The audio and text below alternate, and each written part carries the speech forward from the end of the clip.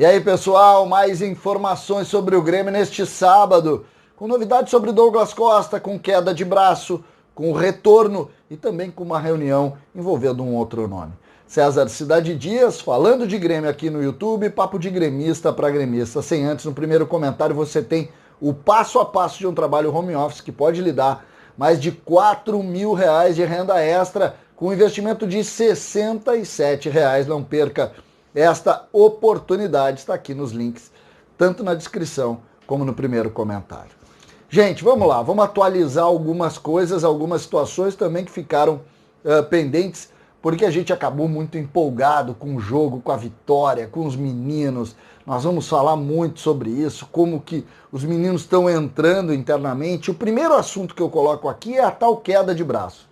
Muitos jornalistas, Leonardo Meneghetti, Wagner Martins, JB, falaram sim de forma muito forte do que aconteceu entre Rafinha e Grêmio e o que de fato andou, já que o Grêmio, através da palavra oficial, negou veementemente qualquer possibilidade.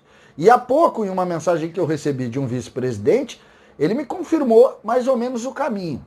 O Renato de fato pediu o Rafinha, alguém falou com o Rafinha, só que isso, quando chegou na diretoria, o Grêmio disse, nós não queremos. E isso foi cortado na raiz.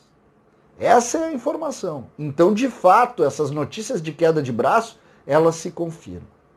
Dito isso, vamos avançar. Guilherme Guedes. Vocês sabem, Guilherme Guedes, jogador jovem, lateral esquerdo, que teve lesão, que começou bem e essas lesões atrapalharam ele, está de volta aos treinamentos. Segunda-feira retorna e, para muitos, vai também agregar ao lado esquerdo o Guilherme Guedes, sendo possibilidade, inclusive, de titularidade. Lembrando que o Grêmio, com essas novas situações que aconteceram, o Grêmio tem dois novos titulares. O Grêmio tem o Breno, que é titular do gol, e o Grêmio tem o Wanderson, que é titular da lateral direita. Ninguém discute a titularidade de Jeromel, de Kahneman. Lá no lado esquerdo, até o momento, é Diogo Barbosa. Eu já trouxe no conteúdo anterior que o Cortez vai renovar, com possibilidade de renovação de contrato, muito mais pela sua capacidade de grupo também. Mas a ideia é que Guilherme Guedes também avance. Nós vamos fazer um conteúdo específico sobre os volantes do Grêmio, porque o próximo assunto que eu coloco é esse, Matias Villaçante.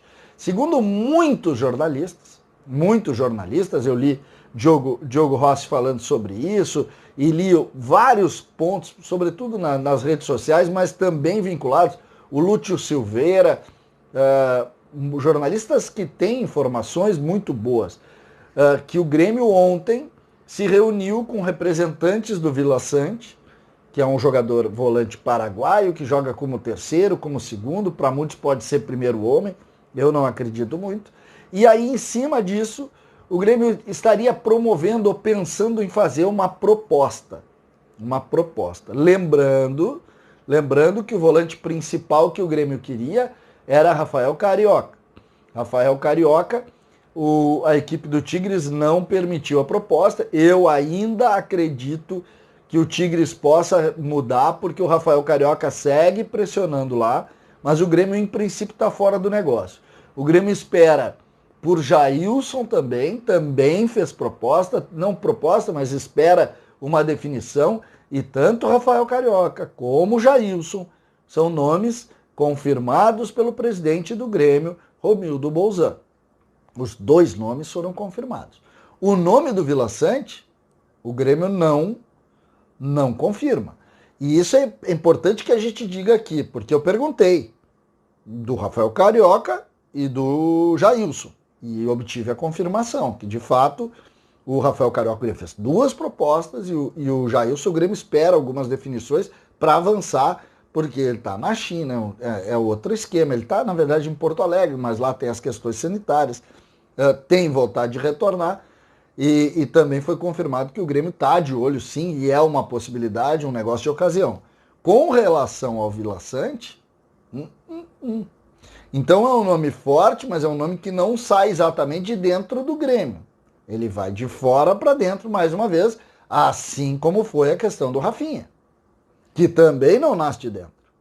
E em cima desse, eu brinco que é o tal do governo paralelo. Parece que tem um mundo paralelo que negocia e aí depois tem o mundo do Grêmio que negocia. Porque o presidente Romildo, muita gente fala isso, botou em muitos links, o presidente Romildo depois ele mente, ele diz que não é e depois aparece. Não é o que tem acontecido. O presidente Romildo está abrindo os nomes. Tanto é que o próximo conteúdo que eu vou falar nesse vídeo é do principal nome, que parece ter movimentado algumas peças lá na Europa. O Grêmio sabe, e eu estou falando de Douglas Costa, o Grêmio sabe que o Douglas Costa ganha muito, que a operação financeira é praticamente inviável, mas que esse é o nome preferencial de todos os envolvidos na história. Do jogador ao porteiro da arena. Esse é o jogador. Esse é o diferente. Hoje, a imprensa da Itália, sobretudo alguns canais, alguns sites que falam da Juventus, já deixaram claro que não é lá o futuro dele. E na Alemanha, também deixaram claro que lá não tem renovação de empréstimo. Ou seja, procura-se clube para Douglas Costa. Essa é a notícia. Vinda de lá, não é notícia daqui, não tem. Procura-se clube para o Douglas Costa. Ele tem mercado? Claro que tem. Ele pode jogar em muitos clubes? Claro que sim. Mas aí é que mora a nossa esperança, exatamente nisso. Por quê? Porque se a Juventus quisesse ele de volta para prorrogar o contrato dele, esqueçam. Se o Bayern de Munique, é um clube que ele tem, fez história lá, eu quero renovar o empréstimo dele, esqueçam. Mas não é o que está acontecendo, sobretudo o que está sendo dito pela imprensa de lá. E já começam a citar o Grêmio como uma das possibilidades.